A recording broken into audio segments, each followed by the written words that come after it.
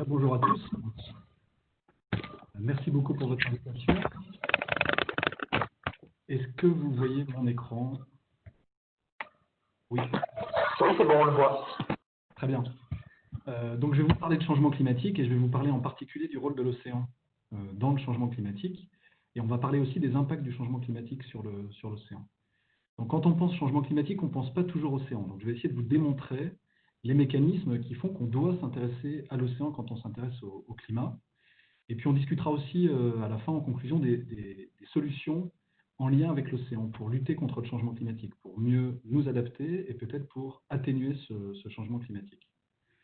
Donc, j'ai une introduction où je vais parler du changement climatique d'abord de façon assez générale et je commence par cette courbe qui est la courbe d'évolution des températures moyennes en surface de 1850 à aujourd'hui. Je l'ai récupéré sur le site d'un laboratoire en Angleterre qui s'occupe de calculer l'évolution de la température moyenne en surface. Et donc là, vous avez des anomalies de température par rapport à la moyenne entre 1950 et 1980. Et donc cette courbe, c'est un peu la courbe symbole qui nous montre le réchauffement du climat depuis 1850. Alors ça démarre en 1850 parce qu'on a, à partir de cette date, suffisamment de stations météorologiques pour faire une moyenne et calculer la température de moyenne à la surface du globe. Et donc on voit très bien ce réchauffement. La température s'est réchauffée de quasiment 1 degré depuis le début de l'ère industrielle. Mais ce réchauffement, il est assez hétérogène dans le temps, avec des années chaudes, des années froides, des décennies où ça se réchauffe relativement rapidement, des décennies où la température moyenne a l'air assez stable.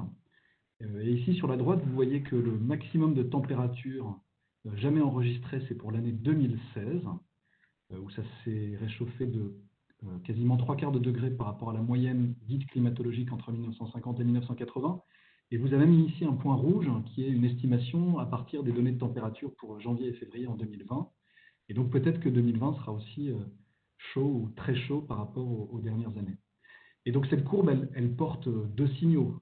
Un signal qui est lié au réchauffement climatique anthropique dont on va parler, qui est, je vous montrerai, lié à l'augmentation des gaz à effet de serre. Mais il y a aussi beaucoup de variabilité naturelle. Le fait qu'une année soit plus chaude que la précédente ou moins chaude que la précédente, ça va être lié souvent à de la variabilité naturelle. Les deux années là sur la droite, que vous voyez peut-être, 2015 et 2016, ont été spécialement chaudes parce qu'elles sont associées à un événement El Niño, une bascule des vents dans le Pacifique Ouest qui change les courants océaniques et qui favorise une température de surface spécialement chaude. Mais malgré ces variations naturelles, on distingue très nettement sur cette courbe l'évolution des températures avec ce réchauffement de quasiment 1 degré depuis le début de l'ère industrielle. Et donc en parallèle de l'augmentation des températures, on observe aussi une augmentation importante des concentrations de gaz à effet de serre. Et ici, vous avez l'augmentation du CO2 atmosphérique. Alors ici, ce n'est pas une moyenne globale, c'est le CO2 atmosphérique mesuré dans une station particulière, la station de Mauna Loa, qui est sur l'archipel d'Hawaï, au milieu du Pacifique. Et en fait, cette courbe, elle est très célèbre. On l'appelle la courbe de Keeling. Keeling, c'est le nom du scientifique américain qui a installé cette station de mesure à la fin des années 50. Et c'est la plus longue série temporelle en continu qu'on a du CO2 dans l'atmosphère.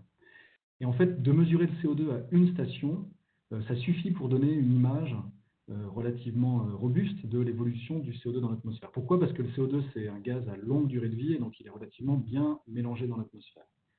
Et donc, ce que vous voyez ici, c'est que le CO2, dans les années 50, sa concentration à Mauna Loa était autour de 315 parties par million. Donc, en pourcentage du volume de l'atmosphère, c'est 0,03%. On a dépassé les 400 parties par million il y a quelques années et on est aujourd'hui quasiment à 415, 420 parties par million. Donc le CO2 sur cette période a augmenté de plus de 30%. Donc une augmentation très importante des concentrations de CO2 qui, vous le savez évidemment, est liée à nos émissions de carbone anthropique, principalement liées à la combustion des réserves fossiles. Alors ce lien entre CO2, les autres gaz à effet de serre et le changement climatique, c'est évidemment une thématique sur laquelle les scientifiques ont beaucoup été interrogés ces dernières années. Il y a eu beaucoup de débats, vous le savez, mais dans la communauté des climatologues, il n'y a pas de doute, l'augmentation de température est principalement due à l'augmentation des gaz à effet de serre. Et c'est un schéma qui est tiré d'un rapport récent du GIEC, ici sur la droite, qui vous montre cette attribution. Donc c'est la contribution des gaz à effet de serre, c'est la première barre que vous avez en haut avec le CO2, le méthane et le N2O. La contribution de l'augmentation des gaz à effet de serre au réchauffement climatique. Vous avez une autre contribution en vert qui est aussi une contribution anthropique, mais qui est liée à d'autres facteurs, le fait qu'on émette des aérosols, ces petites particules qui ont tendance à refroidir le climat, ou le fait qu'on ait changé l'utilisation des sols aussi, qui a aussi eu tendance à refroidir le climat. Et donc en rouge, c'est la somme de toutes les contributions anthropiques. Et donc cette somme de toutes les contributions anthropiques qui tend à réchauffer le climat avec une incertitude non nulle est largement supérieure à la somme des contributions naturelles, qui elles sont liées aux éruptions volcaniques ou aux variations de l'intensité solaire en particulier. Et donc vous voyez que ce schéma résume ce que nous disent les climatologues. L'augmentation de température est très largement causée par l'augmentation des gaz à effet de serre, contrebalancée en partie et en partie seulement par l'émission d'aérosols qui ont tendance à refroidir le climat. Donc ça, c'est une figure récente, mais ce lien entre gaz à effet de serre et climat, c'est des choses qu'on connaît depuis très longtemps. Vous avez sans doute entendu parler peut-être de l'historique des recherches sur le changement climatique. Et en fait, il faut remonter très loin. En 1827, c'est Fourier le premier qui suggère l'existence de l'effet de serre. Alors, il n'appelle pas ça l'effet de serre, mais il travaille dans ce mémoire sur les températures du globe terrestre. Et donc, il démontre le rôle dans l'atmosphère comme une couche de la Terre qui va concentrer une partie du rayonnement solaire et donc conduire à une augmentation de température. Donc là, on s'intéresse à l'effet de serre naturel qui explique pourquoi la température de surface du globe est de 15 degrés en moyenne plutôt que de moins 18 degrés, comme on pourrait la calculer si on ne tient pas compte de l'effet de serre. À cette époque-là, en 1827, il n'a aucune idée des composants atmosphériques qui sont responsables de l'effet de serre. C'est seulement en 1860 que le chimiste anglais Tyndall identifie le CO2 et la vapeur d'eau comme principaux gaz à effet de serre. Donc, ce sont des constituants très minoritaires de l'atmosphère qui sont gaz à effet de serre. Et les constituants majeurs, le dioxygène, le diazote, eux, ne sont pas des gaz à effet de serre. Et enfin, dernier travail historique intéressant, c'est les travaux d'Arrhenius, que vous connaissez sans doute pour d'autres raisons. Il a eu le prix Nobel de chimie aussi à la fin du 19e siècle, au début du 20e siècle. Il a aussi travaillé sur le lien entre concentration de gaz à effet de serre, du CO2 en particulier, et la température de la Terre. Et il y a un papier très célèbre en 1896, là, je vous donne le titre, qui fait ce lien entre concentration de CO2 dans l'atmosphère et la température à la surface de la Terre. Alors à l'époque, on ne s'inquiète pas du tout du réchauffement climatique, on essaie d'expliquer les climats passés, et en particulier les raisons pour lesquelles la Terre a connu des périodes très froides.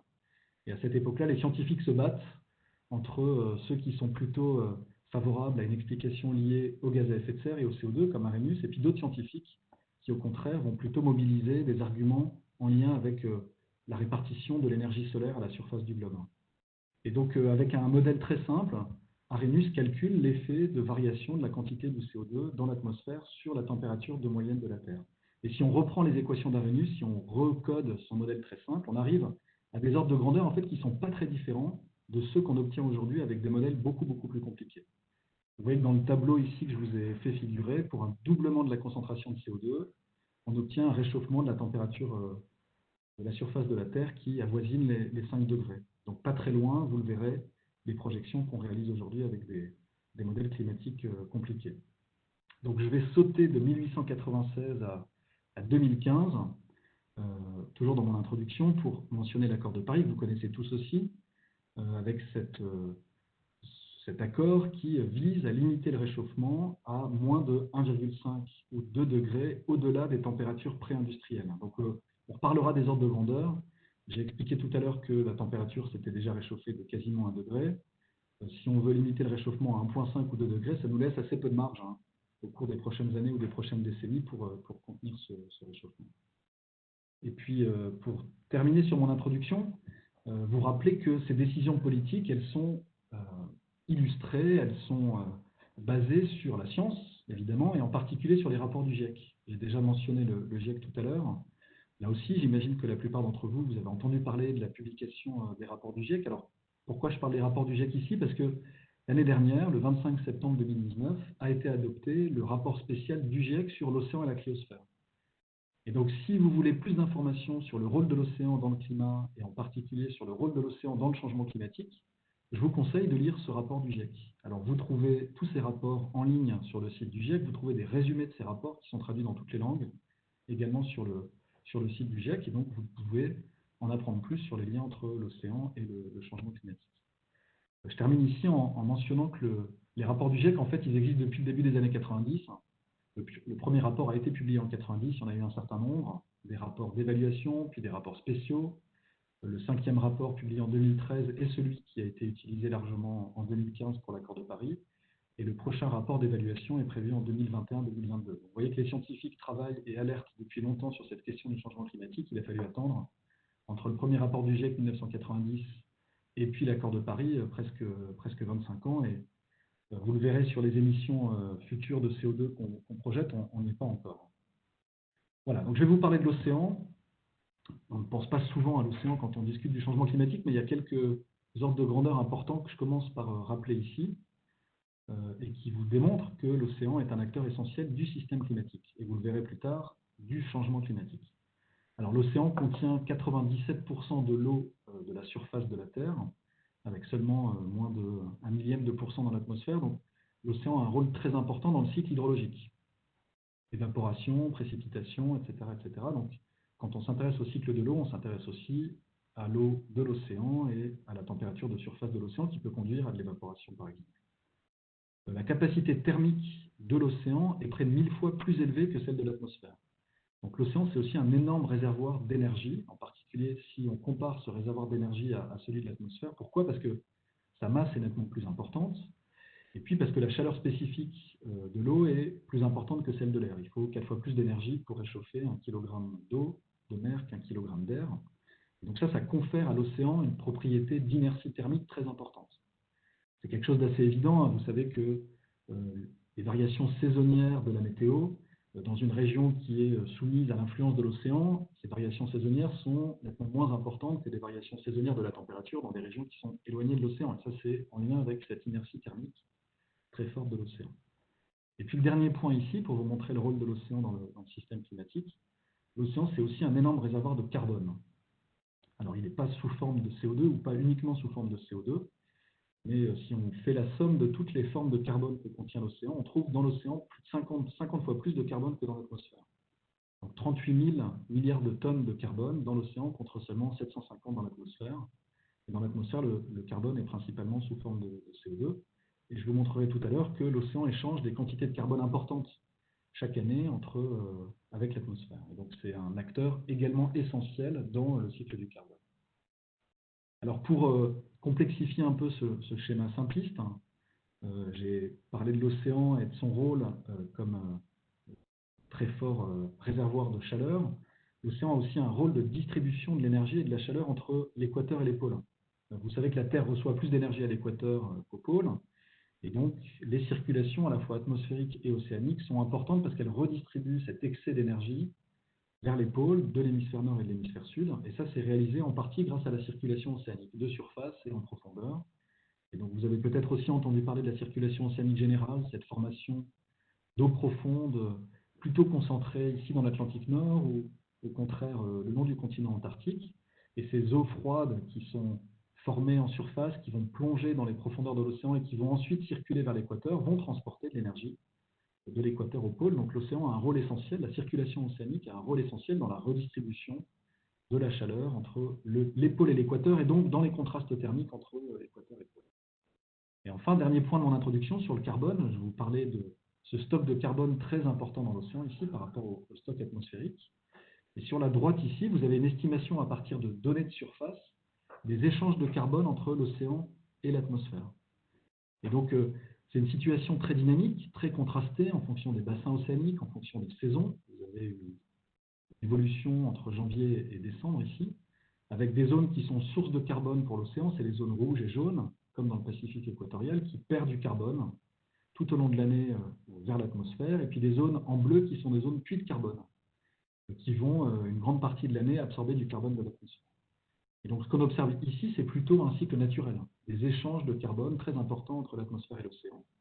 Et vous verrez qu'on a besoin de comprendre ces échanges pour comprendre mieux le rôle de l'océan dans le changement climatique.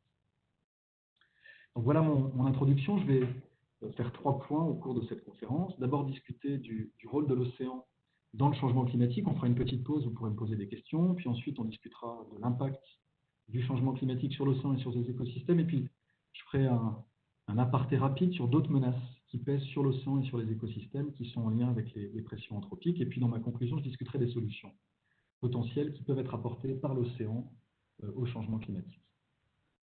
Alors, en résumé, et vous l'avez peut-être compris avec mon introduction, l'océan a un rôle très important dans le changement climatique parce qu'il absorbe de la chaleur, parce qu'il absorbe du CO2 anthropique. Et en absorbant de la chaleur et en absorbant du CO2 anthropique, en fait, ce que fait l'océan, c'est qu'il limite l'amplitude du dérèglement climatique. En résumé et en simplifiant, sans océan, la quantité de chaleur additionnelle qui est liée à l'augmentation des gaz à effet de serre dans l'atmosphère serait nettement plus importante et la température augmenterait beaucoup plus vite. Et la quantité de CO2 émise par l'homme s'accumulerait de façon plus importante dans l'atmosphère, le CO2 augmenterait plus vite et le réchauffement climatique se développerait de façon également plus importante. Alors je vous explique ça en détail maintenant. D'abord quelques ordres de grandeur sur la quantité d'énergie qui est stockée dans l'océan depuis quelques dizaines d'années. Donc ce que les scientifiques ont été capables de démontrer, c'est que si on fait un bilan entre 1970 et 2010, on est capable de montrer que plus de 90% de l'énergie additionnelle qu'on retrouve dans le système Terre en lien avec l'augmentation des gaz à effet de serre est stockée dans l'océan.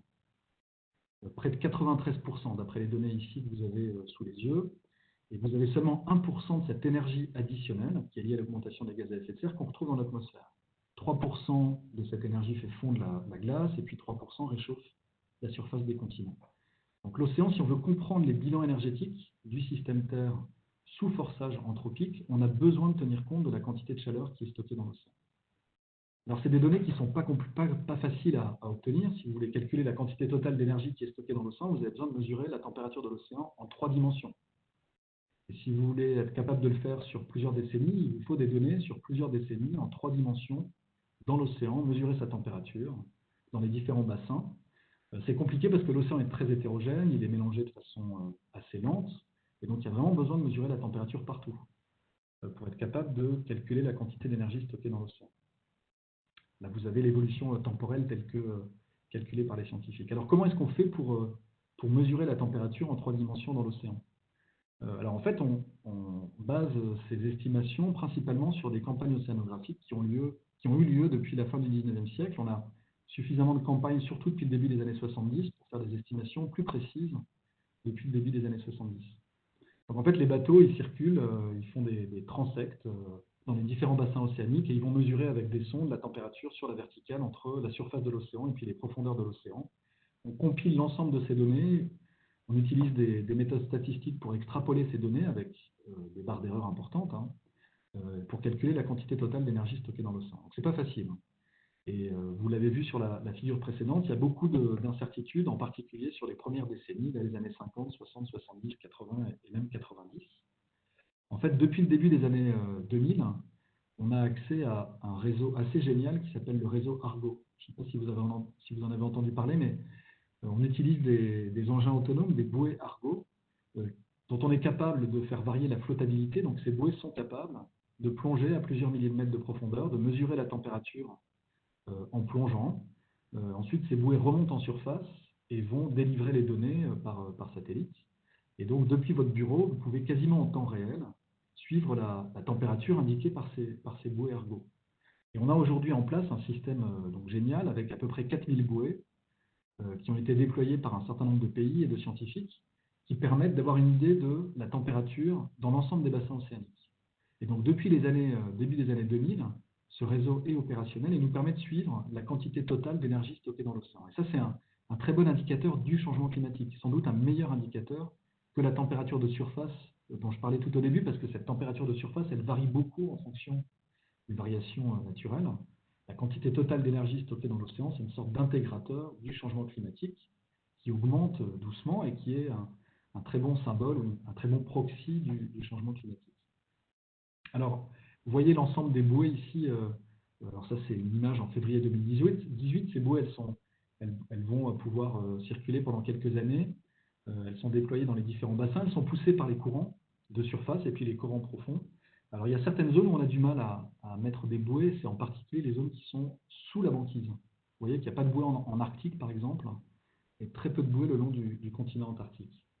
Et donc, il y a certains scientifiques qui ont eu l'idée géniale d'équiper les mammifères marins avec des instruments océanographiques collés sur leur tête.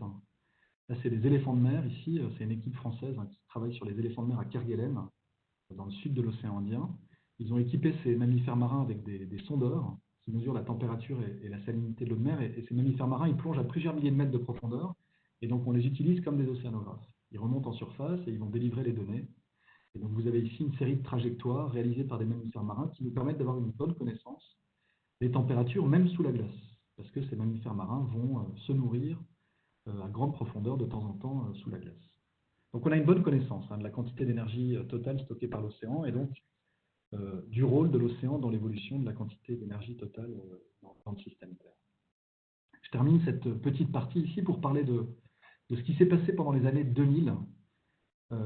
On a eu ce qu'on appelle le plateau ou le hiatus pendant quelques années, entre 1998 et 2011, 2012. La température moyenne globale a stagné. Et donc, c'est un argument qui a beaucoup été utilisé par les climato-sceptiques. Vous avez peut-être entendu certains des débats pour dire on ne voit plus de réchauffement, les climatologues se sont trompés. Et ces variations décennales du réchauffement, elles sont en partie liées à des échanges d'énergie entre l'océan et l'atmosphère. Pendant ces 10 années, vraisemblablement, l'océan a stocké plus d'énergie, l'océan profond a stocké plus d'énergie, l'atmosphère s'est réchauffée un peu moins vite. Et puis, un peu plus tard, l'océan a stocké un peu moins d'énergie dans les profondeurs, et donc on se retrouve avec l'atmosphère qui se réchauffe plus vite. Donc, si on veut comprendre les variations décennales de l'évolution de la température, on doit comprendre comment l'océan stocke de la chaleur. Le deuxième point ici, sur le rôle de l'océan dans le changement climatique, le carbone. Donc, je l'ai dit tout à l'heure, l'océan absorbe du carbone. En fait, on est capable de démontrer que l'océan absorbe à peu près un quart de nos émissions de CO2. Depuis 1750, on peut même démontrer que l'océan a absorbé à peu près 30% des émissions qui sont liées à la combustion d'une part et à la déforestation d'autre part. Et donc là, vous avez un bilan du carbone sur les dernières décennies. On démarre en 1750. En positif sur ce schéma ici, vous avez en gris les émissions qui sont liées à la combustion, en jaune les émissions qui sont liées à la déforestation, et peut-être quelques ordres de grandeur. On a dépassé aujourd'hui les 10 milliards de tonnes de carbone émis sous forme de CO2 chaque année, et l'océan en bleu foncé absorbe de l'ordre de 2,5 milliards de tonnes par an. Donc c'est un contributeur essentiel au bilan de carbone. En absorbant une part très importante du carbone, il limite la vitesse à laquelle le CO2 augmente dans l'atmosphère. Alors peut-être je vais sauter celle-là, ou peut-être juste vous indiquer que le principal processus qui explique pourquoi l'océan absorbe du carbone, c'est un processus tout simple, c'est juste une dissolution dans les eaux de surface de l'excès de CO2 dans l'atmosphère. Donc c'est juste parce qu'on a une différence de pression partielle de CO2 de part et d'autre de l'interface air-mer que le CO2 en excès dans l'atmosphère se dissout dans les eaux de surface. Et ensuite, ce CO2, il y a de la chimie, il va se combiner à des molécules d'eau pour donner des ions, carbonate ou bicarbonate. Et ce CO2, il va être transporté, ou ce carbone va être transporté dans les eaux profondes. Donc le cycle est plus compliqué que ce que je vous raconte maintenant, mais le principal mécanisme, c'est juste c'est un mécanisme physico-chimique de dissolution du CO2 en excès dans l'eau de mer. Et ce qu'on peut montrer, c'est que ce CO2 additionnel ou ce carbone additionnel dans l'océan ici, on va le retrouver dans certaines zones clés, dans l'Atlantique Nord en particulier, et puis dans l'océan austral. Alors pourquoi dans ces zones-là? Parce que c'est des zones froides, et donc la solubilité du gaz est importante. C'est aussi des zones où vous formez des eaux profondes, et donc vous allez saturer de façon moins rapide l'océan de surface. Le CO2 en excès va se dissoudre de façon importante parce que les eaux sont froides, et ensuite ces eaux vont plonger en profondeur et amener avec elles le carbone en profondeur. C'est pour ça qu'on retrouve beaucoup de carbone dans ces bassins océaniques. Donc là, la répartition du carbone additionnel dans l'océan est, vous le voyez, assez hétérogène avec certaines zones clés pour l'absorption du carbone.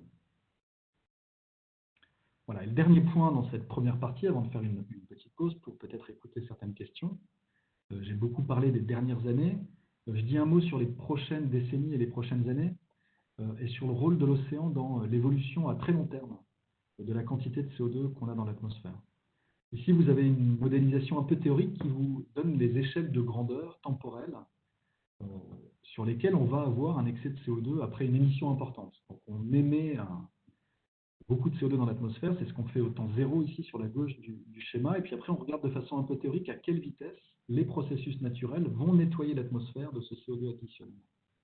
Et donc dans la première partie ici, sur une échelle de temps de l'ordre d'une centaine d'années, c'est à la fois l'océan et la biosphère continentale qui absorbent ce CO2 additionnel. Et même au bout de 100 ans, il vous reste 40% du CO2 que vous aviez mis au départ dans l'atmosphère.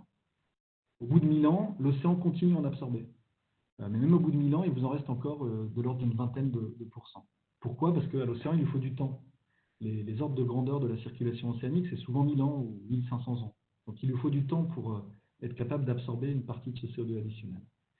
Mais même au bout de 10 000 ans, même si vous tenez compte de la capacité de l'océan à absorber une partie de ce CO2, il vous en restera toujours dans l'atmosphère.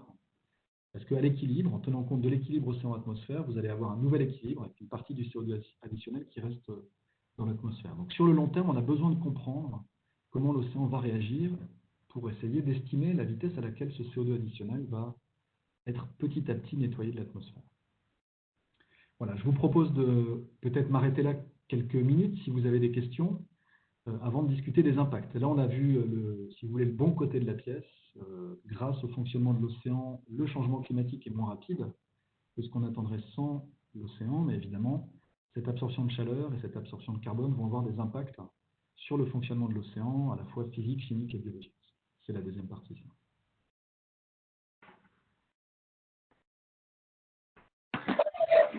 Oui, alors il y a déjà eu quelques questions. Alors il y a eu une question sur la petite animation sur les puits de carbone et les sources de carbone. Oui. La question c'était comment estime-t-on à partir des données de surface si une zone est source ou puits de carbone? Ouais, en fait, on fait ça de façon assez évidente. Ici, vous avez l'équation du flux de CO2 qui dépend d'un coefficient de transfert qui vous dit à quelle vitesse le CO2 peut s'échanger entre l'atmosphère et l'océan. Ça va dépendre de l'état de la mer, du vent, de la vitesse du vent, par exemple, et de la température de surface. Donc, c'est le produit entre cette vitesse de transfert et de la différence de pression partielle du CO2 entre l'eau de surface et l'atmosphère. Et donc, ce qu'on fait de façon routinière maintenant, c'est qu'on mesure sur des campagnes océanographiques, même sur des bateaux commerciaux qui ont été équipés de capteurs. On mesure le CO2 dans l'eau de surface, on mesure le CO2 dans l'atmosphère au-dessus de l'eau de surface, on calcule la delta P de CO2 et on a des estimations empiriques de la façon dont ce K dépend du vent et de la température, et donc on peut estimer le flux de CO2. Et donc là, vous le voyez, la petite animation, elle a été réalisée avec près de 20 millions de points de données qui ont été récoltés au cours des dernières décennies. Donc on a cette image des flux de CO2 à l'interface thermale. Donc c'est observation et une extrapolation pour avoir cette petite animation.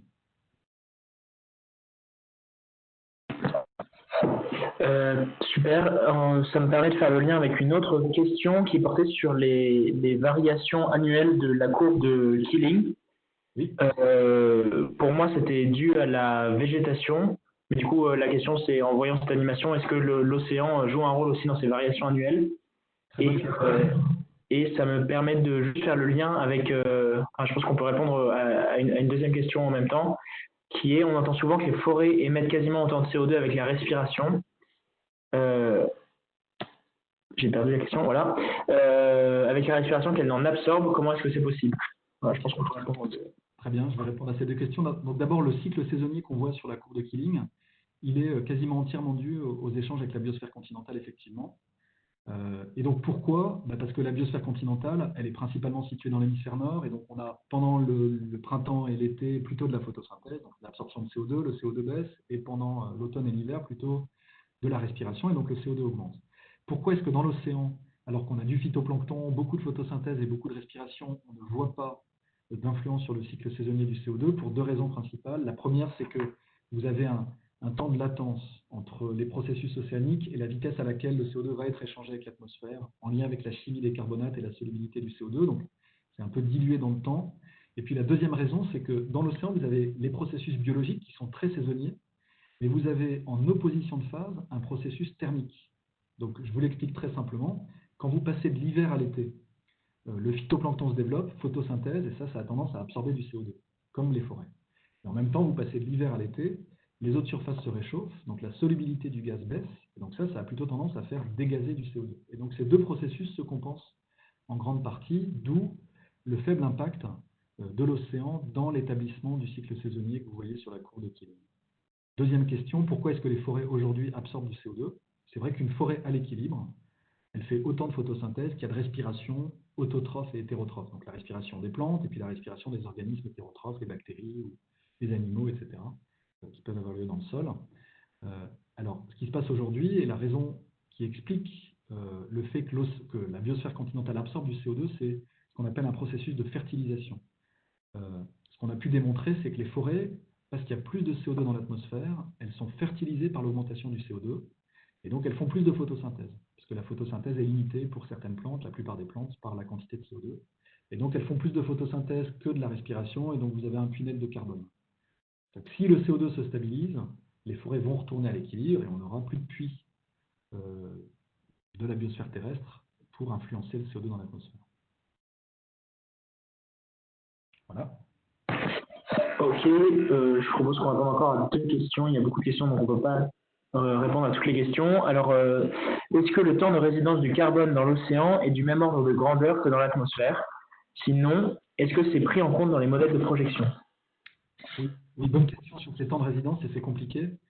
Donc si on fait un calcul un peu bête du temps de résidence du CO2 dans l'atmosphère, c'est-à-dire on divise le stock par le flux brut d'entrée et de sortie en lien avec l'océan et la biosphère continentale, on tombe sur une valeur de 5 ans ou de quelques années. Mais je vous ai montré à la fin là, de ma partie que en fait, une partie du CO2 va rester dans l'atmosphère beaucoup plus longtemps que 5 ans, 10 ans ou même 100 ans. Et donc en fait, le CO2 dans l'atmosphère, quand on parle de temps de résidence du CO2 dans l'atmosphère, c'est complexe et c'est comme si vous aviez plusieurs temps de résidence pour différentes proportions du CO2 atmosphérique. Donc un temps de résidence court qui est lié à l'échange avec la biosphère continentale et l'océan de surface, un temps de résidence long qui va être lié avec les échanges avec l'océan profond et donc qui va ressembler au temps de résidence du CO2 dans l'océan, et puis un temps de résidence très très long, plusieurs centaines de milliers d'années, qui est lié à d'autres processus, en particulier à des processus géologiques, qui sont les processus qui vont finir par nettoyer l'atmosphère de l'excès de CO2. Vous savez, quand les roches s'altèrent, quand les silicates s'altèrent, vous avez un puits net de carbone, et ça, c'est ça les processus très longs dont je parle, qui nettoient une partie du CO2 dans l'atmosphère. Le temps de résidence du CO2 dans l'océan, c'est de l'ordre de quelques milliers d'années, ça correspond à ce temps intermédiaire dont j'ai parlé pour l'atmosphère. Voilà. Super, je pense qu'on peut continuer, on peut répondre à toutes les questions et on avance. Okay. Très bien, je continue sur les impacts. Donc les impacts, ils découlent de ce qu'on a déjà raconté sur l'océan. Le premier impact, c'est le fait que, évidemment, parce que l'océan absorbe de la chaleur, il se réchauffe. Et donc en surface, il se réchauffe quasiment aussi vite que l'atmosphère, un tout petit peu moins vite. Et donc là, vous avez des données de température de surface de l'océan qui vous montrent ce réchauffement. Donc on voit le réchauffement en surface, on voit aussi le réchauffement en profondeur, et en particulier dans les zones où vous avez cette formation d'eau profonde, vous amenez de la chaleur en profondeur. Et donc même des écosystèmes à 500 mètres, 1000 mètres de profondeur, ils peuvent être soumis à des augmentations de température parce que vous allez emmener cet excès de chaleur en profondeur. Alors, deuxième point dont vous avez tous entendu parler, le niveau des mers augmente. Donc ça, c'est des données depuis 1900 jusqu'à quasiment aujourd'hui ici. Ce qu'on démontre aujourd'hui, c'est que le niveau des mers moyen s'est à peu près élevé de 20 cm. Pourquoi le niveau des mers augmente? Pour 2 raisons principales. Un, parce que vous fondez de la glace posée sur les continents et donc vous apportez de l'eau à l'océan, ça fait monter le niveau des mers partout. Et puis la deuxième raison, elle est liée au premier impact dont j'ai parlé. L'eau chaude occupe un plus grand volume, et donc quand vous réchauffez l'océan, à cause de la dilatation thermique, vous allez faire monter le niveau des mers. Et le niveau des mers, en fait, il ne monte pas partout de la même façon. Pourquoi? Parce que l'excès d'énergie, il n'est pas stocké partout de la même façon. Là, on l'a vu pour le carbone, pour la chaleur, c'est également le cas. Le stockage de chaleur se fait de façon très hétérogène, et donc il y a des zones qui voient le niveau de la mer augmenter beaucoup plus vite que d'autres. Dans le Pacifique Ouest tropical, par exemple, le niveau de la mer augmente nettement plus vite qu'ailleurs. En moyenne, le niveau des mers, ça augmente de 3 mm par an à peu près aujourd'hui, et dans certaines zones, c'est 5, 6, 7, 8 mm au cours des dernières décennies, donc ça augmente très vite. Troisième effet anthropique sur l'océan, c'est la réduction de la couverture de banquise en Arctique. Ça permet de peut-être mieux se rendre compte des effets du changement climatique sur l'océan ou sur les écosystèmes océaniques ici. 20 cm, ça peut paraître assez faible. 1 degré, ça peut paraître également assez faible par rapport aux variations de température saisonnières ou même synoptiques. Ce qu'on peut montrer ici sur les dernières décennies, c'est que la banquise en Arctique, pendant l'été, a quasiment perdu la moitié de sa surface. La zone blanche ici, c'est la banquise d'été en 2012, et puis le trait jaune, c'est la moyenne dans les années 80, 90, 2000. Et donc, on a battu beaucoup de records de minimum de surface. La banquise en été, vous savez que c'est important, ça joue un rôle important dans la rétroaction climatique. Si vous fondez la banquise, vous réfléchissez moins le rayonnement solaire, donc ça se réchauffe plus vite. C'est ce qu'on appelle la rétroaction liée à l'albédo. Et ça va évidemment impacter les écosystèmes qui sont en lien avec avec l'existence de la banquise, ou même les populations humaines qui peuvent être, dont les activités sont aussi en lien avec cette banquise. Et puis le dernier point, peut-être un petit peu moins connu, c'est ce qu'on appelle l'acidification de l'océan. Parce que l'océan absorbe du CO2, le CO2 c'est un acide faible, le CO2 va se combiner avec de l'eau pour donner des ions bicarbonate, HCO3- et des ions H+, ou H3O+, et donc le pH de l'océan baisse.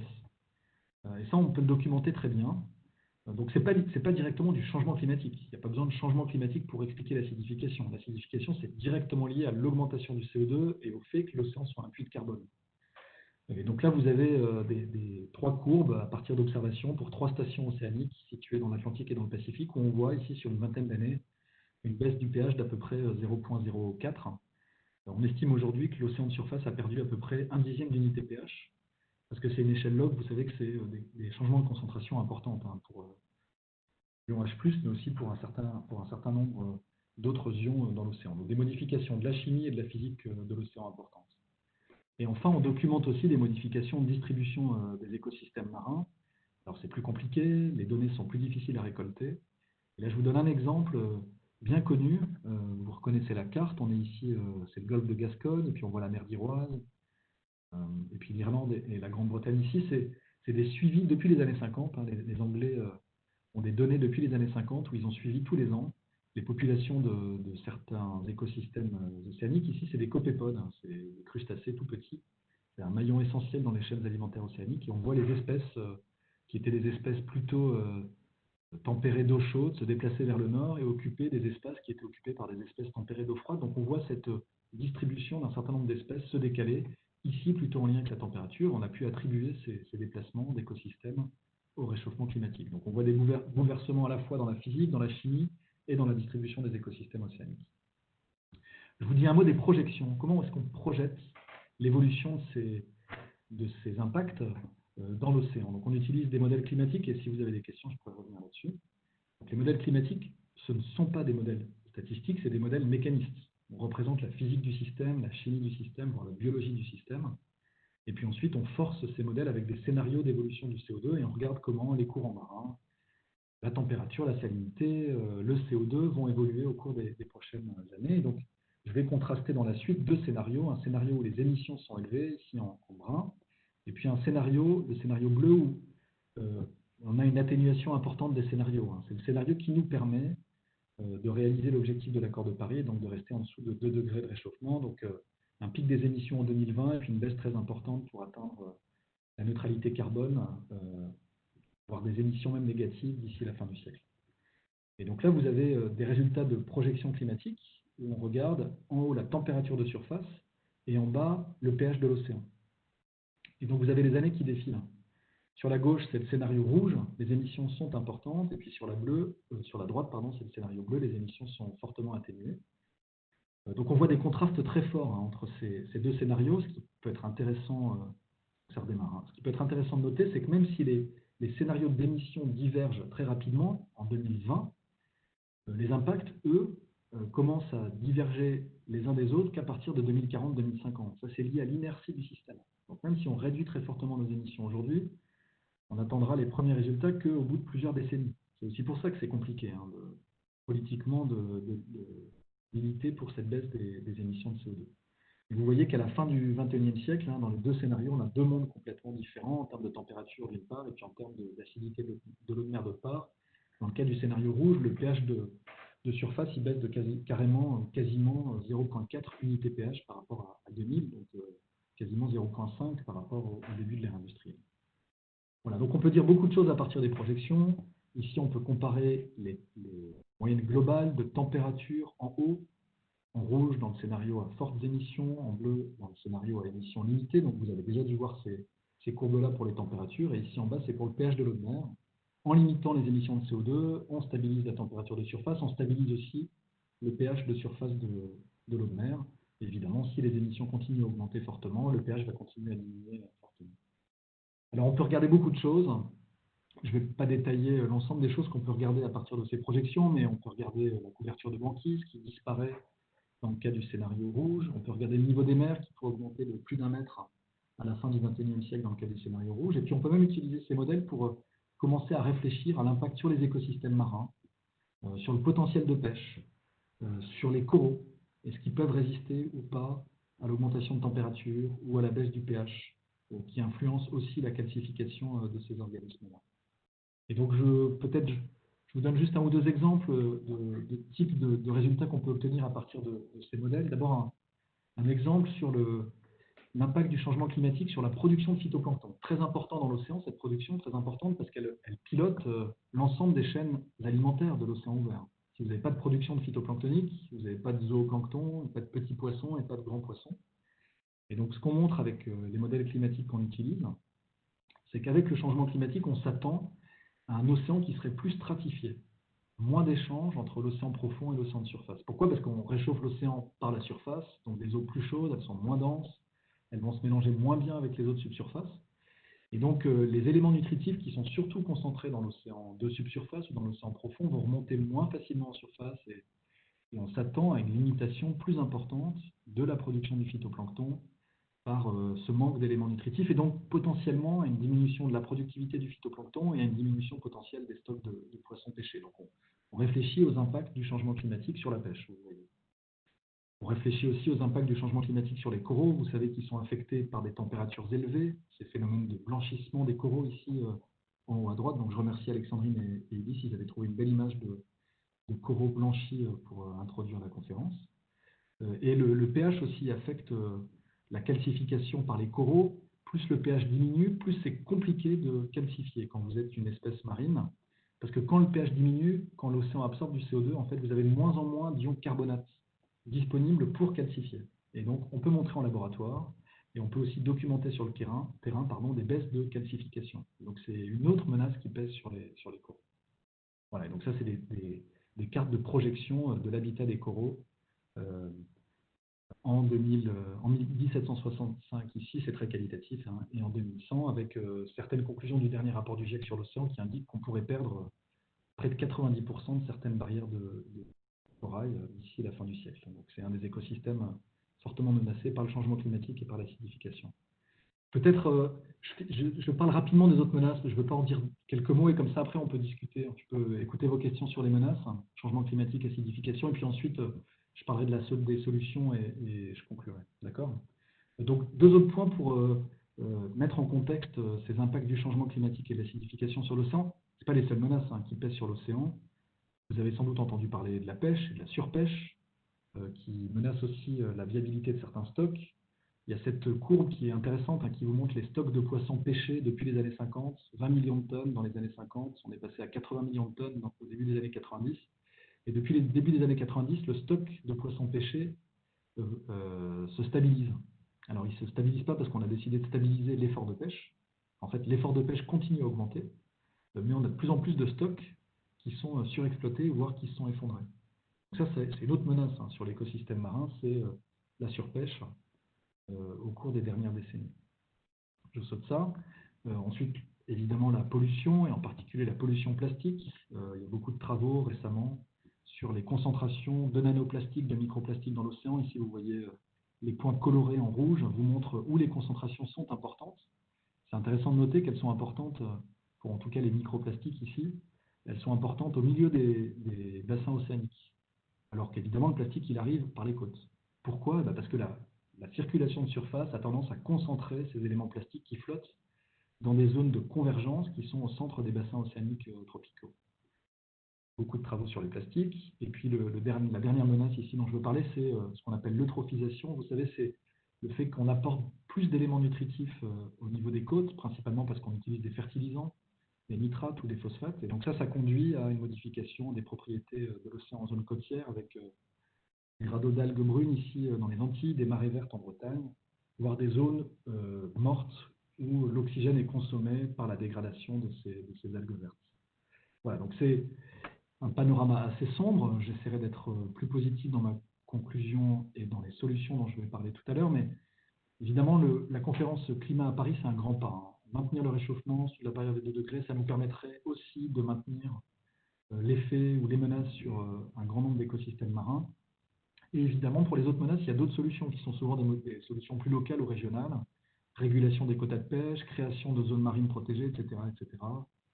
diminution de la quantité de plastique qu'on rejette dans l'environnement et qui termine dans l'océan. Donc, il y a beaucoup de solutions, il y en a beaucoup qui avancent, mais il faut sans doute aller beaucoup plus vite que ce qu'on fait aujourd'hui. Voilà, je m'arrête ici, et puis j'ai une conclusion et peut-être un ou deux points supplémentaires à vous dire tout à l'heure. Oui, alors, pareil, je vais prendre quelques questions. Il y avait une question par rapport à la concentration de CO2. Est-ce qu'elle est hétérogène dans l'océan? Et la personne se demandait quel était l'ordre de grandeur l'ordre de grandeur maximum de l'écart entre les zones les plus concentrées en CO2, enfin, avec la concentration en CO2 la plus élevée et la plus faible. Ouais. Alors en fait, dans l'océan, le CO2, une fois qu'il se dissout dans les eaux de surface, la très grande partie de ce CO2 ne va pas rester sous forme de CO2.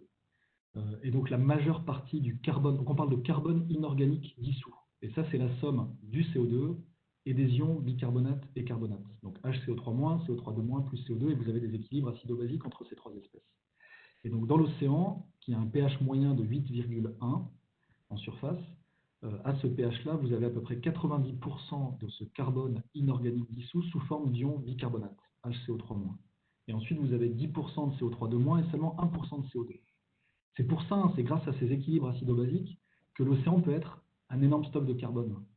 S'il n'y avait que du CO2 dans l'océan, vous auriez beaucoup moins de carbone dans l'océan. C'est parce que vous pouvez stocker du carbone sous forme d'ion bicarbonate et carbonate, et donc vous allez soustraire une partie de ce carbone d'un contact potentiel avec l'atmosphère, parce que seul le CO2 peut s'échanger avec l'atmosphère. Donc premier point, la majeure partie du carbone inorganique dissous est stocké sous forme de HCO3-.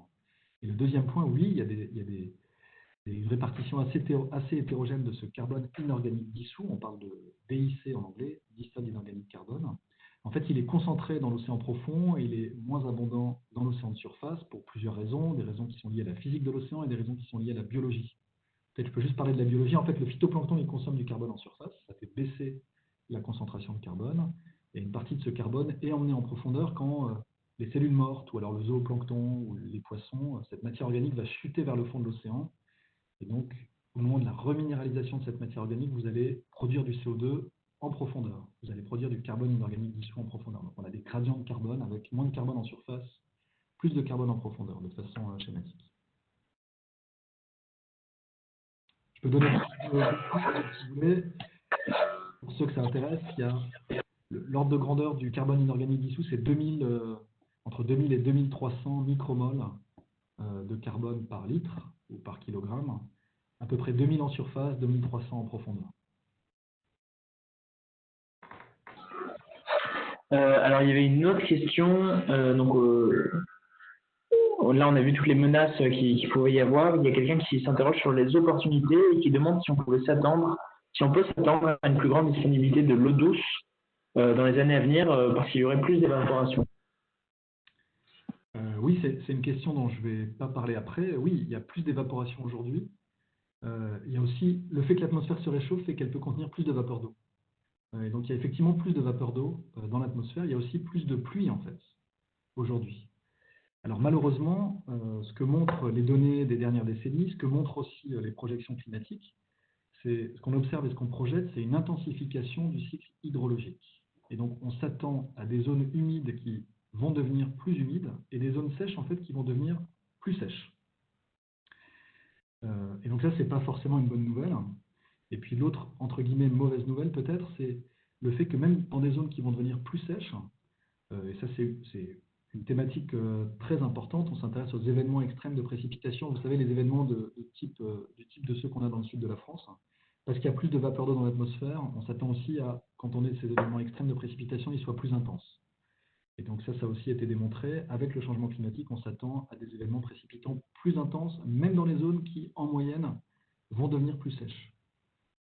Donc le cycle hydrologique, c'est très différent de la température. La température, elle augmente partout, quasiment partout.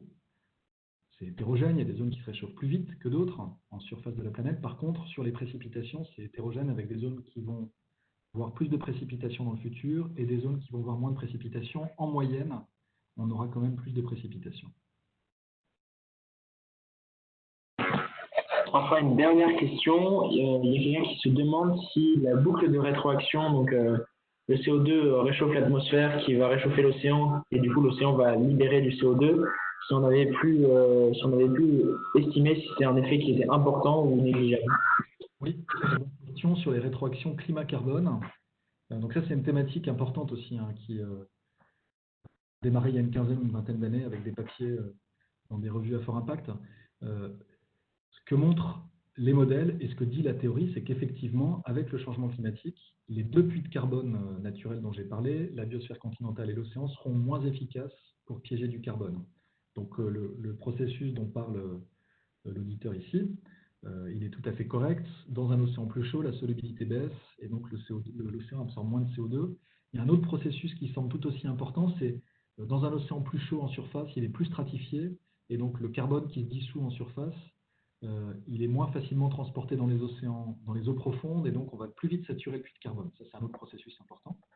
Donc ça, c'est un effet qui est significatif, non négligeable, ce qu'on a montré avec une série de modèles climatiques, et ça, c'est dans les modèles qu'on utilise, hein. Cette rétroaction climatique, elle pourrait être responsable d'une perte d'efficacité du puits de carbone en 2100 de l'ordre de 25%. Donc ça ne transforme pas l'océan en une source de carbone, dans un scénario où les émissions augmentent, hein. Ça ne transforme pas l'océan en une source de carbone, mais ça réduit l'efficacité, et donc on a effectivement une rétroaction positive. Plus on émet de CO2, plus il fait chaud, moins les puits sont efficaces, et plus le CO2 augmente vite. Super, je propose qu'on avance, c'est à peu près tout pour les questions. Ok. Voilà, donc je vous propose 3-4 transparences sur des solutions et peut-être des initiatives aussi qui sont liées à l'océan dans la lutte contre le changement climatique. Et puis, si on a 5-10 minutes, je fais un point très rapide sur les émissions de carbone et la crise du Covid. Vous pouvez vous poser plein de questions. Là, j'ai des données. Il y a un papier récent, je vous ai juste pris 3 ou 4 slides qui peuvent ouvrir une autre thématique qui n'a pas grand-chose à voir avec l'océan, mais ça peut être intéressant pour vous. Donc, j'ai parlé de mesures locales. MPA en anglais, on parle d'AMP en français, c'est les aires marines protégées. Et vous savez qu'il y a un certain nombre d'initiatives politiques pour augmenter la couverture de l'océan qui est protégée grâce à ces aires marines protégées. L'objectif, c'est d'aller jusqu'à 10%. Aujourd'hui, on doit être à 6-7%. Il y a beaucoup de questions. Est-ce que quand on protège une aire marine, si on ne vérifie pas qu'il n'y a pas de pêche, il n'y a pas de pollution, etc., il ne se passe pas grand-chose, effectivement. Mais Et puis, une aire marine protégée, ça ne protège pas du changement climatique. C'est-à-dire que l'océan va continuer à se réchauffer et le pH va continuer à diminuer. Par contre, vous protégez les écosystèmes des autres menaces, potentiellement la pollution, la surpêche, etc. Et donc, peut-être que vos organismes ou vos écosystèmes marins seront plus à même de résister à une augmentation de température et à une baisse du pH. Ça a été démontré, par exemple, pour les récifs coralliens. Souvent, vous avez ce triptyque de menaces, des effets directs liés à la présence de l'homme ou de l'activité humaine, l'acidification et la température. Si vous diminuez une des menaces, votre écosystème va résister un peu mieux à cette menace-là. Donc il y a un certain nombre d'indications assez positives sur la façon dont les populations littorales ou les gouvernements de la planète ont décidé de protéger un certain nombre de zones océaniques. Et ça, évidemment, ça aura des effets positifs sur la résistance de ces écosystèmes marins au changement climatique. Ensuite, complètement différemment, on peut aussi utiliser l'océan, qui est cet énorme réservoir d'énergie, comme une source potentielle d'énergie marine ou d'énergie renouvelable. Donc les éoliennes offshore, ce n'est pas vraiment de l'énergie marine. Vous profitez juste du fait que quand vous installez des éoliennes loin des côtes, souvent le vent est plus régulier, donc vous avez moins de problèmes liés à l'intermittence du vent, et puis vous êtes aussi plus loin des populations, et donc peut-être moins de problèmes d'acceptabilité sociale de l'installation des éoliennes offshore. Il y a un certain nombre de projets, en France on est en retard là-dessus, il y a beaucoup de projets en mer du Nord sur les éoliennes offshore, donc c'est... voilà. Donc je ne suis pas spécialiste des énergies marines renouvelables, je sais qu'à Alix vous avez, j'espère, certains d'entre vous suivi des cours donnés par des spécialistes, donc vous en savez sûrement plus que moi. Il y a d'autres façons de récupérer l'énergie, les énergies marines renouvelables, les hydroliennes évidemment, l'énergie thermique des mers, donc d'utiliser les contrastes thermiques entre la surface et la subsurface, ou d'utiliser l'énergie des marées. Donc il y a un stock d'énergie quasi inépuisable dans l'océan, et donc il faut aller plus vite sur l'utilisation de cette énergie. Donc il faut à chaque fois tenir compte des impacts environnementaux potentiels quand on installe certaines de ces techniques. J'ai vu un papier récent où il regardait l'impact sur les courants océaniques de l'installation d'hydroliennes dans des zones où les courants sont importants, pour essayer de voir si on installait ou si on récupérait une part importante de l'énergie, on affectait les courants océaniques. Donc c'est pas négligeable, même si c'est très très faible, évidemment. Et puis je termine ici sur ces solutions en parlant de solutions plus extravagantes ou plus exotiques. Vous aurez peut-être des questions là-dessus. Certains d'entre vous ont entendu peut-être parler de la fertilisation par le fer de l'océan. Je ne sais pas si c'est quelque chose qui vous parle. C'est une idée qui a été envisagée à la fin des années 80. On s'est rendu compte qu'une grande partie du phytoplancton, enfin une grande partie de l'océan, dans laquelle on trouve du phytoplancton, ce phytoplancton était limité par l'abondance en fer. Le fer, c'est un élément micronutritif qui est absolument indispensable à la croissance de la matière organique. Et donc en fait, il faut rajouter un peu de fer pour fertiliser le phytoplancton. Et il y a un certain nombre de manips qui ont été menées sur le terrain avec des bateaux. Vous partez en bateau, c'est le petit schéma que vous avez ici là en haut. Vous partez en bateau, vous ajoutez 1 tonne de fer dans l'eau de surface et vous allez suivre le patch que vous avez fertilisé. Et effectivement, on démontre que le phytoplancton se développe, qu'il absorbe du carbone et qu'une partie du carbone, vraisemblablement, va être exportée dans l'océan profond. Et donc, c'est une technique qui a été suggérée à la fin des années 80 par un Américain qui s'appelle John Martin pour lutter contre le changement climatique. Ensemençons l'océan avec du fer, on va favoriser le développement de l'écosystème et favoriser le stockage de carbone dans l'océan profond. Évidemment, il y a beaucoup de questions sur l'efficacité. En fait, la majeure partie de ce carbone, elle est respirée dans l'océan de surface, elle repart dans l'atmosphère. Il y a des problèmes qui sont liés aux impacts de cette technique. Si vous ajoutez du fer dans une zone, vous allez consommer les autres éléments nutritifs, nitrates et phosphates, qui vont manquer peut-être ailleurs. Donc vous allez baisser la productivité marine, peut-être dans des zones où les gens pêchent. Ça a été montré. Si vous fertilisez l'océan austral, par exemple, ce qui a été montré, c'est que vous allez baisser la productivité dans le pooling Chili-Pérou, où il y a beaucoup de pêche d'anchois et de sardines. Donc, dans un système qu'on connaît mal, c'est sans doute très dangereux d'utiliser ce type de technique. D'autres techniques qui ont peut-être un peu plus le vent en poupe, l'addition d'alcalinité. Donc là, c'est l'idée de contrer l'acidification de l'océan en ajoutant de la poudre de certains silicates, comme de l'olivine, qui pourrait basculer certains des équilibres chimiques avec plus de carbonate et donc une absorption du CO2 préférentielle. Donc là, vous réglez 2 problèmes. Vous permettez à l'océan d'absorber plus de carbone et en même temps, vous diminuez l'acidification de l'océan. Et puis d'autres choses encore plus folles, de changer l'albédo de surface de l'océan en travaillant sur la réflectivité de l'océan de surface, de cultiver des macroalgues en océan ouvert avec des radeaux, etc., etc. Donc on voit fleurir un certain nombre d'idées. Il faut être évidemment très prudent, étudier ces idées les unes après les autres. La plupart sont sûrement de très mauvaises idées, mais on a quand même besoin de la science pour être capable de répondre à ces idées-là et en tout cas d'en mesurer les impacts potentiels sur l'écosystème. Voilà, je termine sur l'océan en parlant de ce livre. Il est sorti peut-être il y a 1 ou 2 ans. C'est un livre publié par les éditions du CNRS qui s'appelle L'océan à découvert, qui traite de toute une série de thématiques en lien avec l'océan, océan et climat, mais beaucoup d'autres thématiques. Et le CNRS a mobilisé un certain nombre de spécialistes pour traiter de ces questions-là. Donc vous avez plein de petits chapitres sur l'océan, paléocéanographie, océan et changement climatique, observation, etc., etc. Donc, pour ceux qui veulent plus d'informations, n'hésitez pas à regarder ce livre-là. Voilà. Est-ce que vous voulez des questions tout de suite ou est-ce que, je ne sais pas, on a encore un peu de temps? Des questions? Il y a peut-être juste une question à propos de la géo-ingénierie qui date du début de la conférence, qui se demandait si en émettant pile autant d'aérosols que de CO2, il n'y aurait aucun problème pour le climat. Entre guillemets, est-ce que ce serait viable de mettre des aérosols? Donc c'est plus pour l'atmosphère, mais j'imagine que la question s'applique aussi pour l'océan. Est-ce qu'il y a des ordres de grandeur qui ont été calculés pour voir si c'était quelque chose de faisable ou absolument pas? Oui, absolument. C'est beaucoup discuté dans la littérature scientifique également. Peut-être un peu sur l'historique. Les plus belles expériences d'injection d'aérosols dans l'atmosphère, c'est les expériences naturelles qui correspondent à des grosses éruptions volcaniques. Quand on a des éruptions volcaniques stratosphériques, donc où une partie du panache va jusqu'à la stratosphère, vous avez des aérosols dans la stratosphère. Pourquoi la stratosphère? C'est la couche qui est au-delà de 10 km d'altitude. Pourquoi c'est intéressant? Parce que si vos aérosols ils sont dans la basse atmosphère, dans la troposphère, ils vont être très vite lessivés.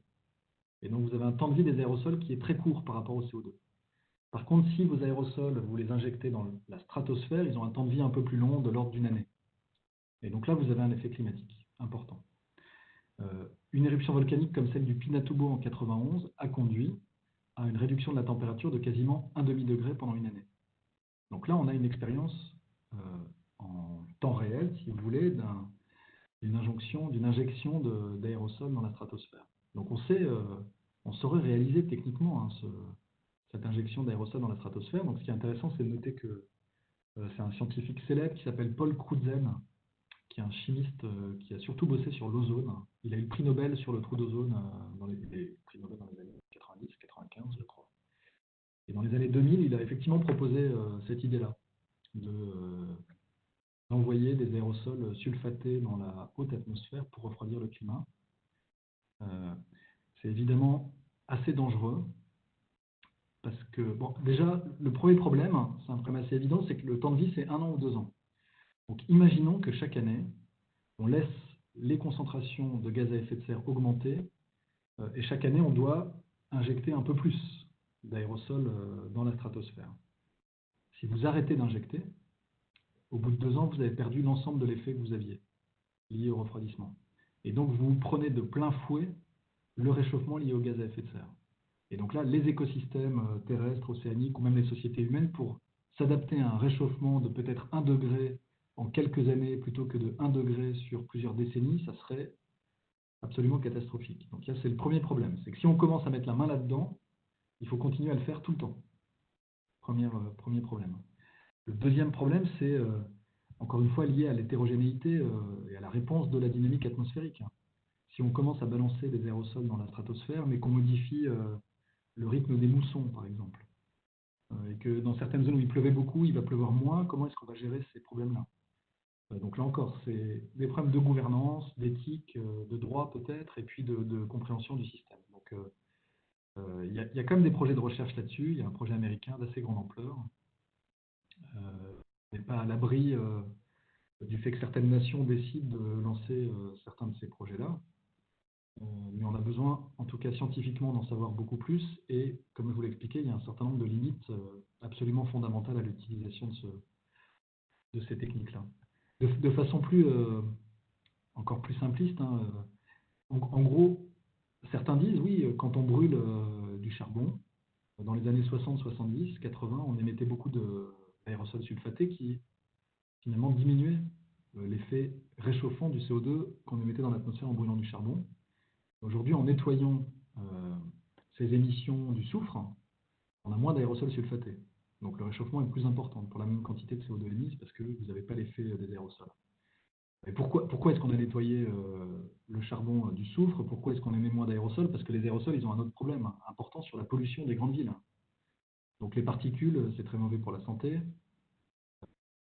Et donc c'est une autre thématique environnementale en lien avec les aérosols. Donc les aérosols, c'est compliqué d'un point de vue scientifique, et puis vous avez un impact sur le climat, refroidissant pour la plupart des aérosols, pas tous, et puis des impacts sur la santé directe.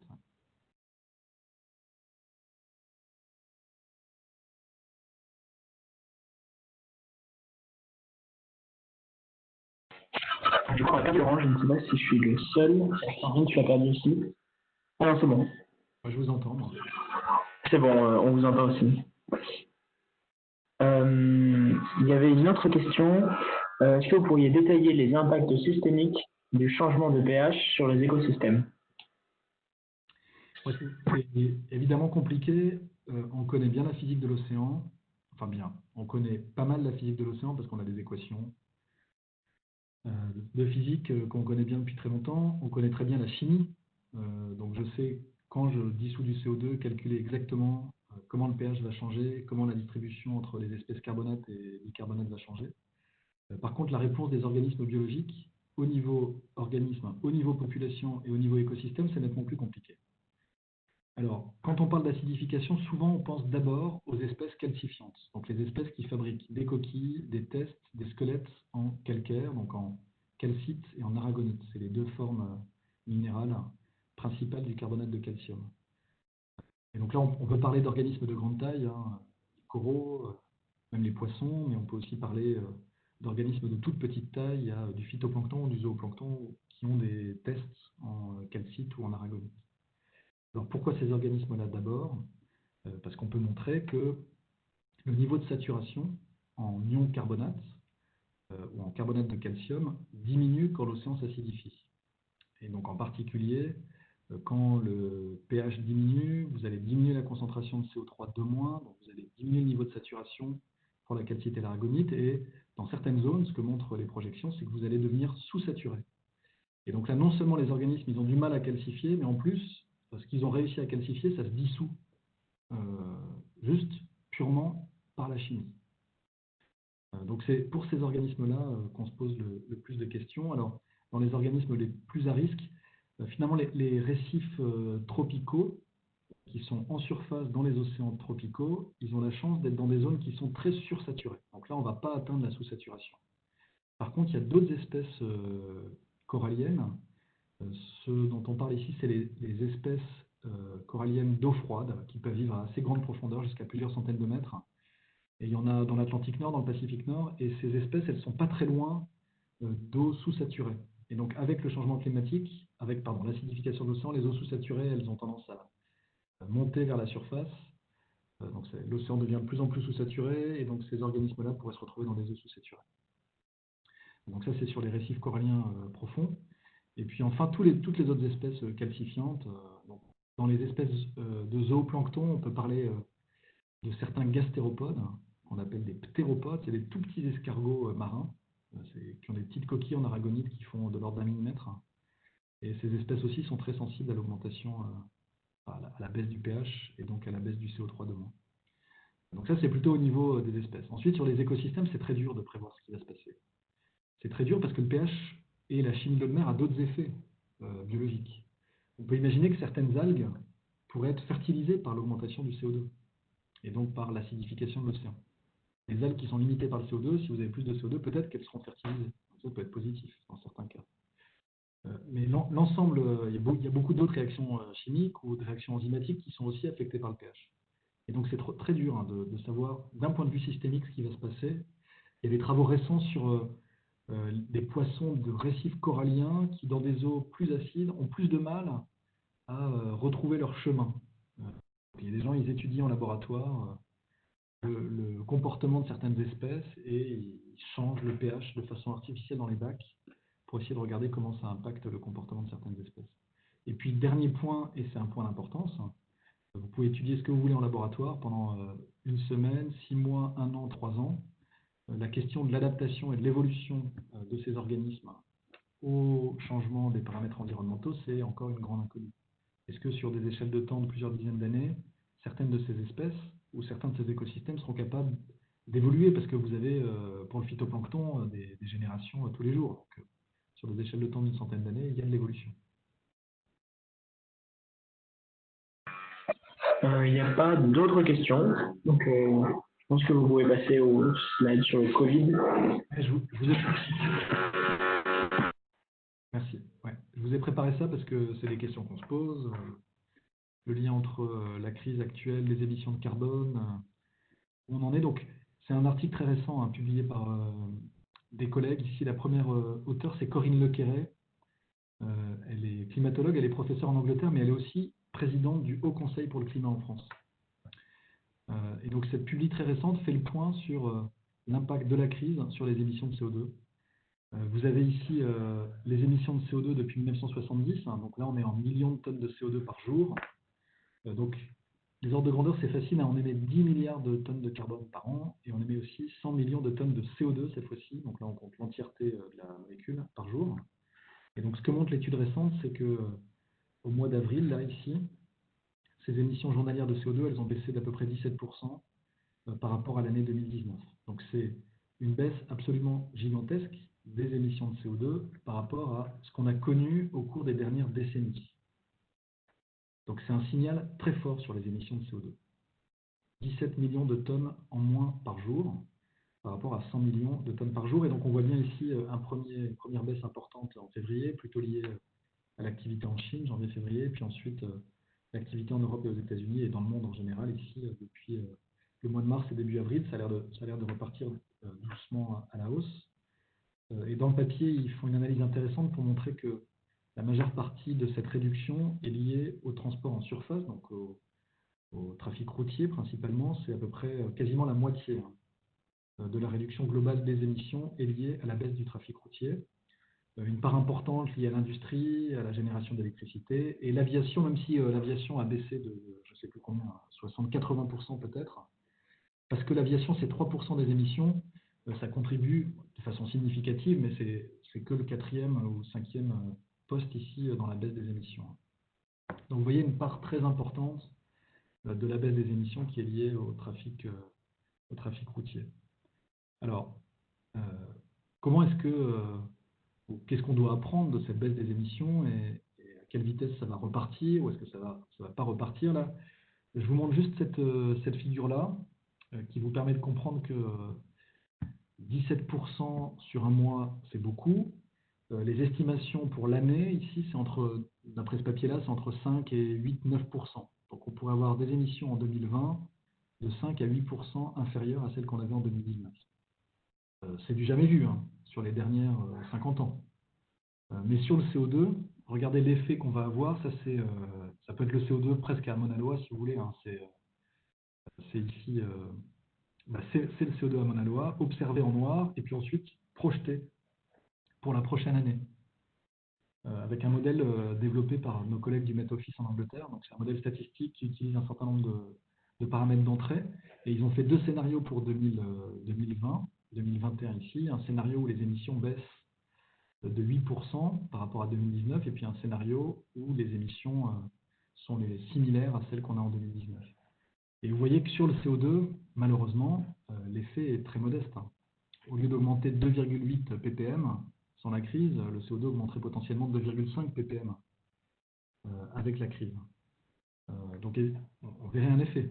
Mais sur un an, cet effet il est quasi négligeable par rapport à l'augmentation passée du CO2. On est passé de 315 à 415 ppm, donc plus 100 ppm. Là, la crise, on parle d'un demi ppm. Donc c'est relativement faible. Et d'ailleurs, on le voit sur les précédentes crises. Ici, vous avez en 73, 79, c'est les émissions de CO2, ça par contre. En 73, 79, l'effet des crises pétrolières sur les émissions de CO2, on voit une baisse, et puis de quelques pourcents peut-être, et puis ça redémarre. L'effondrement du bloc soviétique en 91, et puis ici en 2008, la crise financière mondiale, avec une baisse des émissions, mais dès 2000, donc ça c'est de 2008 à 2009, dès 2010, on était reparti à la hausse. Donc la vraie question, c'est ce qui va se passer dans les années qui viennent.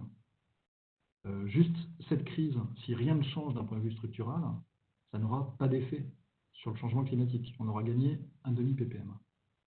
Donc c'est 5% ou 7% par an. En fait, si on veut suivre l'objectif de Paris, ça c'est une figure qui est tirée d'un rapport d'une agence des Nations Unies là, qui s'appelle le Emission Gap Report.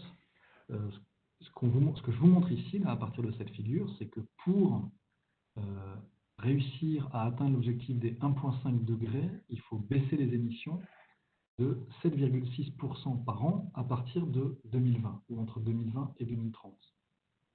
Donc c'est un défi absolument astronomique. 7%, c'est peut-être ce qu'on arrivera, entre guillemets, à faire cette année en raison de la crise du Covid.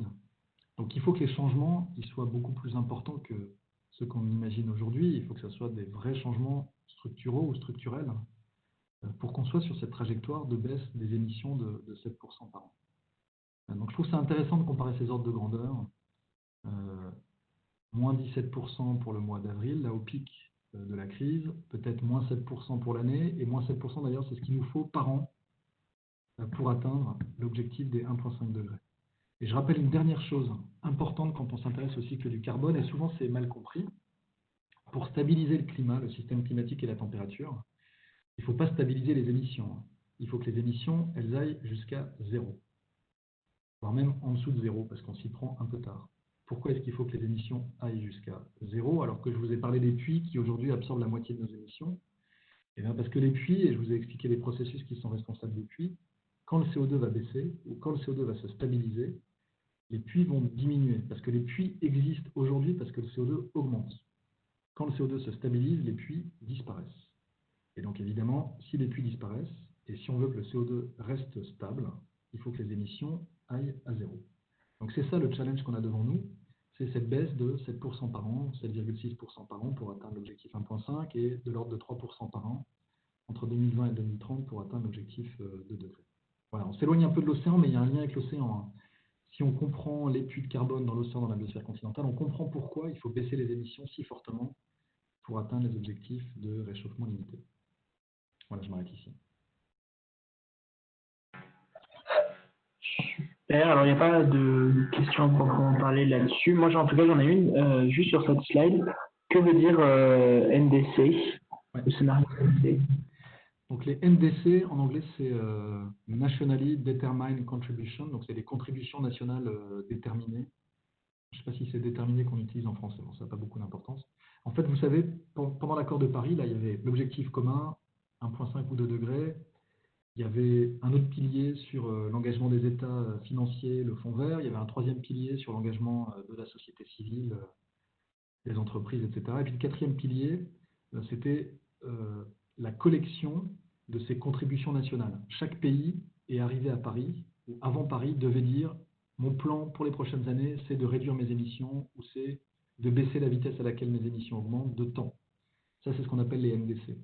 Et donc, si on fait la somme de toutes les NDC, toutes ces contributions, alors il y a des NDC conditionnels, c'est si les autres pays font ça, je ferai ça peut-être, et puis d'autres qui sont non conditionnels. Donc, si on fait la somme des NDC, on arrive ici à un réchauffement ou à des émissions autour de 55 ou autour de 53 gigatonnes de CO2 équivalent. Donc on est en dessous de ce qu'on appelle la baseline. Les choses continuent à évoluer avec les politiques, avec peu ou pas de politique climatique. Et le gap, c'est celui qu'on a entre un scénario NDC ici et le 1,5 ou le 2 degrés. C'est ça le gap.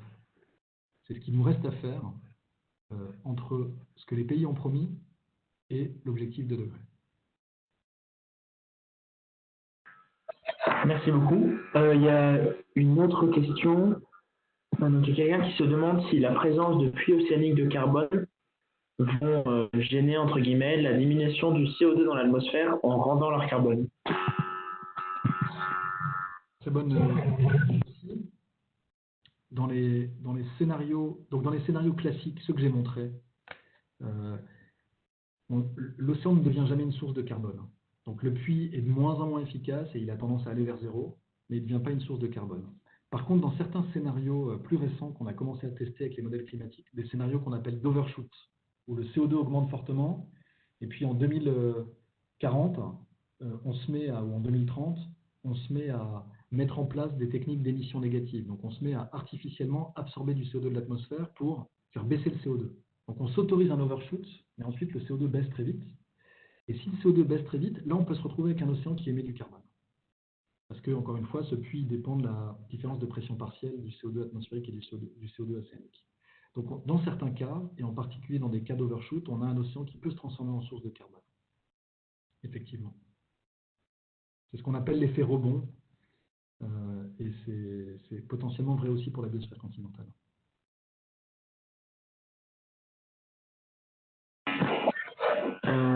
Et peut-être une dernière question, parce que c'est une autre qui arrive encore. Est-ce qu'il y a des dispositifs qui sont à l'étude pour justement capturer le CO2, mais cette fois-ci dans l'océan et pas forcément dans l'atmosphère? Oui. Il y a des projets intéressants. En fait, capturer directement le CO2 dans l'atmosphère, c'est très compliqué parce qu'il est très dilué. Alors, on sait le faire en sortie de centrales thermiques. Dans l'océan, en fait, le CO2 est beaucoup plus concentré. Donc, j'ai entendu parler, je ne suis pas du tout spécialiste, de projets qui visent à essayer de capturer le CO2 ou de capter le CO2 dans l'océan de surface. Et donc là, effectivement, vous captez le CO2 dans l'océan de surface, et donc vous allez augmenter la capacité de l'océan à absorber du CO2 qui est dans l'atmosphère. Et après, qu'est-ce qu'on fait du CO2 qu'on a capté? Peut-être fabriquer du méthanol. Il y a un certain nombre de projets là-dessus. Mais oui, c'est une solution qui a été envisagée et c'est intéressant parce que le carbone est nettement plus concentré dans l'océan. Donc, d'un point de vue énergétique et sans doute financier, ça coûte peut-être moins cher de mettre en place des techniques pour capter le CO2 qui est dans l'océan de surface. Mais ce que vous faites en fertilisant l'océan avec du fer, c'est aussi capter du CO2 qui est dans l'océan de surface, cette fois-ci grâce au phytoplancton, et ensuite ce CO2 il est remplacé par du CO2 qui vient de l'atmosphère. Donc une partie des techniques de géo-ingénierie dont je parlais ici, c'est des techniques qui visent à capter du CO2 de l'atmosphère. Merci beaucoup. J'aurais une question, c'est qu'est-ce que vous pensez, vous, de ces techniques de géo-ingénierie? Est-ce que vous pensez que ça peut vraiment aboutir à quelque chose? Et est-ce que vous aurez d'autres exemples, peut-être pas forcément appliqués à l'océan? Ouais, le seul... Alors, le seul véritable exemple qui est sans doute prêt techniquement et qu'on pourrait peut-être déployer à grande échelle, c'est ce qu'on appelle BEC, pour Bioenergy Carbon Capture and Storage. C'est l'idée assez simple où vous faites croître des plantes, des végétaux, vous les coupez et puis vous fabriquez de l'énergie en brûlant cette biomasse. Vous récupérez le carbone en sortie d'usine et vous allez stocker ce CO2 dans des réservoirs géologiques. Donc ça, c'est un système où vous allez capturer du CO2 de l'atmosphère, fabriquer de l'énergie au passage, et puis stocker du carbone dans les réservoirs géologiques. Donc vous remettez finalement le carbone là où on l'a extrait depuis 250 ans. Alors ça pose plein de questions. D'un point de vue technologique, je crois qu'on sait faire. D'un point de vue financier, c'est cher, mais c'est pas si cher. Même la tonne de carbone, il y a des prix qui ont été dévoilés. Si on le fait à plus grande échelle, c'est pas si cher. Par contre, si on se met à planter partout de l'eucalyptus ou de la canne à sucre pour faire de la biomasse et la brûler ensuite, d'où va venir l'eau? Quel va être l'impact sur la biodiversité? Comment on va continuer à nourrir 9 milliards d'habitants? Il y a un certain nombre d'autres problèmes. Mais ça, c'est dans les scénarios d'atténuation importante, on a des émissions négatives. C'est des scénarios qui sont développés avec des modèles socio-économiques. Et pour arriver à des émissions négatives, ils utilisent ces techniques-là. Donc ils font l'hypothèse qu'on sera capable de déployer à grande échelle ces techniques-là.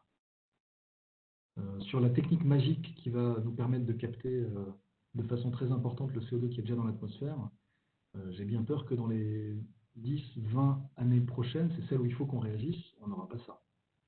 Ni la technique, ni les finances pour mettre en place ces choses-là. Super. Je pense qu'il y a une dernière question qui est revenue plusieurs fois, qui est peut-être plus anecdotique, qui est que deviennent les bouées Argo une fois qu'elles cessent de fonctionner? Est-ce qu'on les récupère ou est-ce qu'elles dérivent? Donc il y en a une partie qui est récupérée dans des filets de pêcheurs avec l'adresse, donc elles seront envoyées dans les labos de recherche, mais il y en a une partie non négligeable qu'on perd dans le fond des océans. Donc oui, ça n'aide pas à maintenir l'océan propre de toute pollution, mais il y a une partie des bouées qui est perdue. Elle fonctionne pendant quelques années, je crois peut-être 3, 4, 5 ans, et puis on en perd. Et on en perd beaucoup, je crois. Mais ce qu'elles apportent, c'est très important pour notre compréhension du système. Je vous parle juste je termine là-dessus, d'un papier récent. Il y a d'autres moyens de mesurer la quantité d'énergie stockée par l'océan. Il y a un papier récent qui propose d'utiliser l'évolution de la concentration de l'oxygène dans l'atmosphère, comme un thermomètre géant. En fait, quand l'océan se réchauffe, il perd du CO2 et il perd de l'oxygène, parce que la solubilité baisse dans les deux cas. Et donc en combinant CO2 et oxygène, on peut avoir juste l'effet thermique pour nettoyer des effets biologiques. Et donc si on mesure l'oxygène dans l'atmosphère, on peut avoir une trace des flux océaniques et donc de la quantité de chaleur qui a été absorbée par l'océan. Alors il y a encore beaucoup d'incertitudes, mais peut-être que dans quelques années, on pourra mesurer de façon intégrée la quantité de chaleur absorbée par l'océan en mesurant l'oxygène atmosphérique que dans quelques stations. Et pas, parce que comme l'atmosphère est bien mélangée, vous n'avez pas besoin de mesurer partout pour avoir une idée de l'évolution de la concentration moyenne de dioxygène dans l'océan. Voilà. Très bien. On a eu juste une dernière question qui est arrivée entre-temps, qui serait: auriez-vous des ordres de grandeur de déplacement de la pêche de surface vers la pêche de profondeur ces dernières années? Ah, j'ai pas d'ordre de grandeur, ouais. Et dans le schéma que j'ai sur les stocks ici, j'ai pas l'ordre de grandeur non plus. Il y a à la fois un déplacement en profondeur et il y a un déplacement dans des zones qui étaient très peu pêchées, en particulier dans l'océan austral, et sur des espèces qui étaient moins pêchées. Donc l'effort de pêche augmente parce qu'on pêche plus profond, parce qu'on pêche plus loin et parce qu'on pêche avec des techniques plus efficaces. Et malgré tout ça, le stock pêché stagne. Ce qui démontre bien le fait que certains stocks se sont effondrés. D'accord, merci beaucoup. Et bon, on en a encore une qui est arrivée, donc on va prendre cette dernière question, un peu plus polémique. N'est-ce pas frustrant de connaître à ce point le dérèglement climatique et de ne voir aucune réaction politique? Comment se lever pour faire de la climatologie tous les matins? Oui, c'est une bonne question. Donc, d'abord, ce que j'aimerais rappeler, c'est que sans scientifiques climatologues, sans doute qu'il n'y aurait pas eu de GIEC. C'est les scientifiques qui ont poussé pour la création de cet organe des Nations Unies. Sans rapport du GIEC, j'imagine qu'il n'y aurait pas eu de COP et il n'y aurait pas eu d'accord de Paris. Donc oui, les émissions continuent à augmenter, mais je crois qu'à la fois la prise de conscience de la population en général, la vôtre en particulier, plus jeune, mais aussi des politiques, ça a beaucoup changé ces dernières années. Moi, je vois vraiment le changement. Quand j'ai commencé à travailler sur ce domaine-là, on était vraiment encore dans la compréhension, les mécanismes, comment on explique ce qu'on observe, etc., etc. Ensuite, on a basculé sur vraiment la projection. Est-ce que vous pouvez nous dire, en fonction des décisions politiques, ce que ça va changer au cours des prochaines décennies, etc., etc. Et puis maintenant, on bascule encore sur peut-être une troisième phase, qui est la phase des solutions. Est-ce que vous pouvez nous indiquer ou nous parler des solutions? C'est pour ça que j'avais ces transparences sur les solutions. Donc, les choses ont, en fait, malgré le fait que les émissions continuent à augmenter, les choses ont beaucoup changé. Ça ne suffit pas, évidemment. Vous voyez le gap là entre l'accord de Paris et puis enfin, ce qu'il faut pour 2 degrés et puis la trajectoire où nous emmènent les politiques actuelles. Mais moi, je suis assez convaincu que la bascule sociétale, en tout cas en France et dans d'autres pays similaires, elle a eu lieu. La bascule politique, ça prend toujours un peu plus de temps. Et donc la bascule vraiment sur les pratiques, ça va prendre encore un peu plus de temps. Peut-être qu'on n'arrivera pas à maintenir le réchauffement à 2 degrés, mais 3 degrés, c'est beaucoup mieux que 5. Et donc, il faut continuer à pousser, et faire des conférences comme celle que je fais ce soir. Bon, vous êtes convaincus, j'ai l'impression. Mais c'est important aussi. D'accord, merci beaucoup. Je pense qu'on va s'arrêter là. Donc, merci beaucoup pour votre intervention. Je trouvais ça très intéressant et je pense que j'étais pas la seule. Donc, pour tous ceux qui étaient là, vous pouvez, si vous voulez, retrouver la vidéo qui sera mise sur la chaîne YouTube du DDX. Pour ceux qui sont inscrits au cycle Ingénieur de demain, cette conférence compte dans le cycle. Et voilà, donc c'était notre dernière conférence avant l'été et on se retrouvera du coup à la rentrée pour notamment la SDDX. Merci beaucoup Laurent, encore une fois. Très bien, bon courage à vous et bon été. Merci beaucoup, au revoir. Merci.